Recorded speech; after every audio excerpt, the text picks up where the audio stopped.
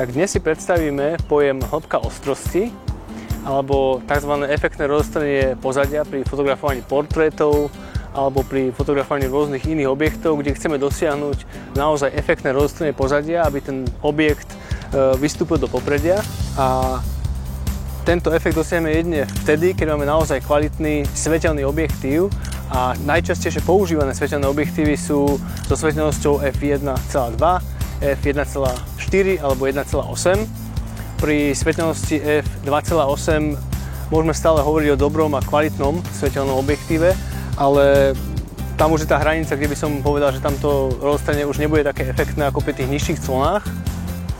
Poznáme aj extrémne svetelné objektívy, ktoré majú svetelnosť f0.95, ale tam naozaj treba rátať s tým, že trafiť tú hĺbku ostrosti je veľmi komplikované. Efekt je naozaj pekný, ale tá ostrosť je tak minimálna, že niekedy na tom obraze ťažko hľadať, kde je ten zaostrený bod. A nejaké podrobnejšie návody alebo vysvetlenie, ako to celé funguje, si môžeme ukázať teraz v praxi.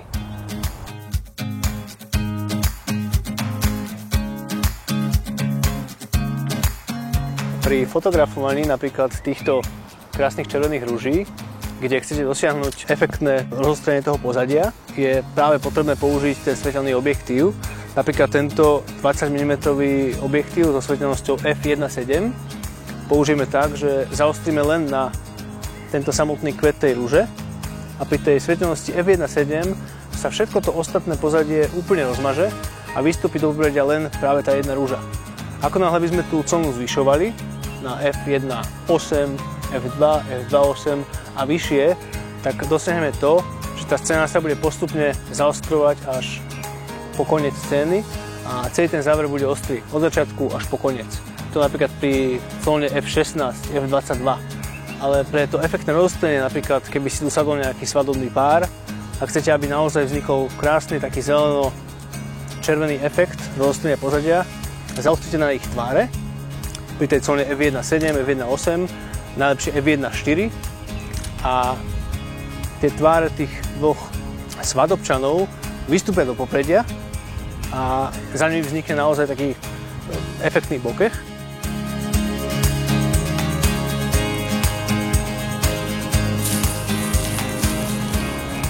Na našich stránkach fotolab.sk sme pre vás vytvorili tzv. Simulátor hĺbky ostrosti, kde si môžete v praxi vyskúšať, ako naozaj tá zmena clony funguje a akým spôsobom to vytvára ten efekt toho rozostrenia. Je tam kurzor od clony f1.7 až po clonu f16 a vy môžete tým kurzorom pohybovať po celej tej škále a vidieť, ako sa tam efektne rozostruje ten objekt, ktorý sme fotografovali. Je to také lodné lano, ktoré vyzerá veľmi efektne. Najprv ostrel len úplne minimálny kúsok scény, kde vidíme len kúsok toho lana a pri pohybe toho kurzora na tej obrazovke vidíme, ako sa tá scéna krásne zaostruje. Takže budeme veľmi radi, keď si tento simulátor vyskúšate a sami zistíte, akým spôsobom zmena toho clonného čísla na objektíve funguje a aký výsledný efekt to na tej fotografii urobí.